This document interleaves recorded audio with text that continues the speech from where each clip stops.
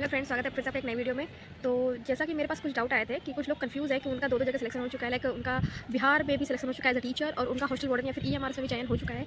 तो पहले तो मैं अपने इन साथियों को बहुत बहुत कॉन्ग्रेचुलेट करना चाहूँगी कि आपने दो जगह अपना जो है वो सिलेक्शन सुनिश्चित किया है। Very very congratulations.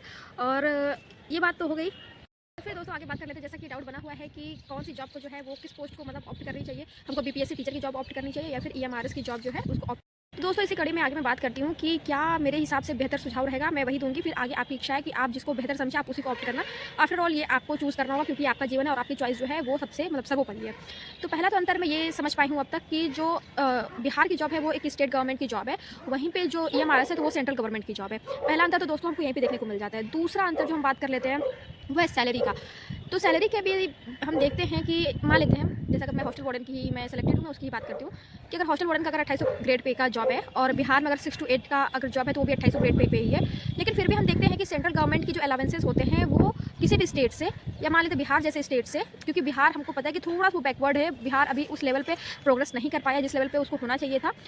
तो हम देखते हैं कि जो सैलरी का अमाउंट रहेगा या फिर जो अलावेंसेज हैं तो वो ज़रूरी है कि, और ये जाहिर सी बात है कि वो जो है वो सेंट्रल गवर्नमेंट के ही अच्छे होंगे। उसमें भले ही 2800 ग्रेड पे की जॉब है, लेकिन हम जब एक्चुअल सैलरी की बात करेंगे तो हम देखेंगे कि बिहार का जो है वो सैलरी और ईएमआरएस की जो सैलरी हमको मिलने वाली है उसमें हमको अंतर देखने को मिलेगा, मतलब 4-5 हज़ार का अंतर तो एटलीस्ट देखने को मिलेगा, जहाँ तक मेरा अनुमान है।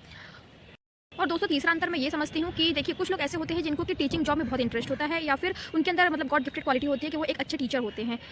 जैसा कि मेरी अगर मैं बात करती हूँ तो मेरे अंदर ना तो मुझे टीचिंग जॉब पसंद है और ना ही मेरे पास ऐसे गॉड का दिया हुआ कोई टीचिंग का जो है वो गिफ्ट है कि मैं दूसरे को बता सकूँ। अगर मेरे पास नॉलेज है भी तो मुझे नहीं लगता कि मैं दूसरे को पढ़ा सकती हूँ, मैं अपने आप को उतना कैपेबल नहीं मानती हूँ। तो कुछ साथी ऐसे भी होंगे जिनको कि टीचिंग जॉब बहुत पसंद होगी, तभी उन्होंने बिहार का जो है वो टीचर का एग्जाम ऑप्ट किया होगा या फिर हमारे से फिर कहीं पे भी वो टीचिंग एग्जाम ऑप्ट करते हैं। तो गाइस ये भी मैटर करता है कि आप जो है अगर आपको टीचिंग में इंटरेस्ट है तो आप बेशक आप टीचिंग वाले ही प्रोफेशन में आप जाना, क्योंकि आपको ये जो है 60 साल तक आपको सर्विस देनी होगी। तो ऐसे जॉब को ही ऑप्ट करना चाहिए जो हमारा पैशन है। और वहीं अगर आप नॉन टीचिंग के लिए बात करते हैं कि नहीं आपको मतलब नॉन टीचिंग आप हैं कि आप टीचिंग के अलावा बाकी कोई भी जॉब कर सकते हैं, जैसे कि मैं अपने आप को मानती हूँ, तो आप बिल्कुल आप हॉस्टल वार्डन के लिए ऑप्ट कर सकते हैं, कोई दिक्कत नहीं। ईएमआरएस के अंदर एचआरए देखते हैं या फिर क्वार्टर की फैसिलिटी देखते हैं। मुझे नहीं पता कि बिहार में जो है वो क्वार्टर मिलते हैं कि नहीं मिलते, लेकिन मैंने उसका एचआरए देखा है जो कि मुझे नॉन सेटिस्फैक्ट्री लगा है। और वहीं अगर हम देखते हैं तो सेंट्रल गवर्नमेंट के जो एचआरए होते हैं वो काफ़ी अच्छे दिए जाते हैं, आपका जैसा जॉब लोकेशन है उस हिसाब से दिए जाते हैं। और ईएमआरएस की अगर मैं स्पेसिफिकली बात करती हूँ तो आप सबको पता है कि ईएमआरएस में जो भी लोग रिक्रूट होंगे उन सबको जो है वो क्वार्टर की फैसिलिटी खुद बढ़िया क्वार्टर की फैसिलिटी मिलने वाली है। तो अगर आप इस चीज़ को देखें तो भी यहाँ पे एक अच्छा खासा अंतर बैठ जाता है। इसके अलावा मेडिकल की फैसिलिटी आपको पता है कि सेंट्रल गवर्नमेंट के एम्प्लॉयज़ को मेडिकल की भी फैसिलिटी अच्छी खासी होती है।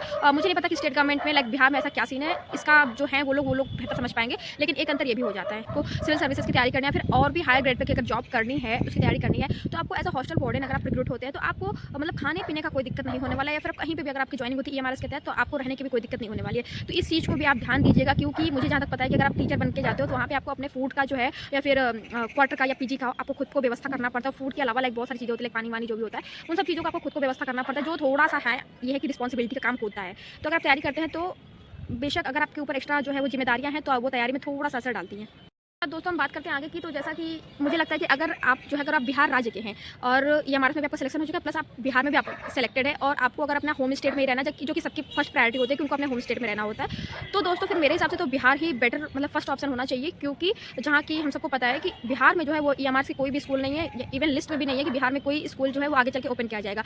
तो अगर आप बिहार के तो हैं और आपको होम स्टेट में ही रहना पसंद है तो आपकी पहली पसंद बिहार होनी चाहिए, बेशक होनी चाहिए। क्योंकि अगर आप बाकी सुविधाओं को देखते हैं ईएमआरएस के, लेकिन उसमें यह है कि जो है होम स्टेट की सुविधा आपको नहीं मिल पाएगी अगर आप बिहार के रहने वाले हैं। तो कि दोस्तों जो भी आप लोग मेरी वीडियो देख रहे हैं, अगर आप दो या तीन जगह जहाँ पे भी आप सिलेक्ट है तो सबसे पहले गाइस अपना आप डीवी कराइए अच्छे से। और डीवी के बाद जब आपका ज्वाइनिंग लेटर आएगा, जब आपको पता चलेगा कि आपको कौन सा जॉब लोकेशन मिला है, लाइक अगर आप हॉस्टल वार्डन में सिलेक्टेड हो अच्छी बात है, लेकिन अगर आपका जो है ज्वाइनिंग अगर वो साउथ में दे देते हैं या फिर नॉर्थ ईस्ट में दे देते हैं और वहाँ आपको आई डोंट नो रहना सुटेबल है कि नहीं है, तो वो आगे चल के दिक्कत ना करे, इसके लिए आप पहले अपना डीवी कराइए। जो आप डीवी करा लेंगे तब आपको चीज़ें ज़्यादा क्लियर होंगी कि आपको अपना राज्य पसंद है या फिर अपने राज्य की जो जॉब है, जॉब लोकेशन है वो ज़्यादा अच्छी लग रही है, या फिर आपको जो नई जॉब मिली है।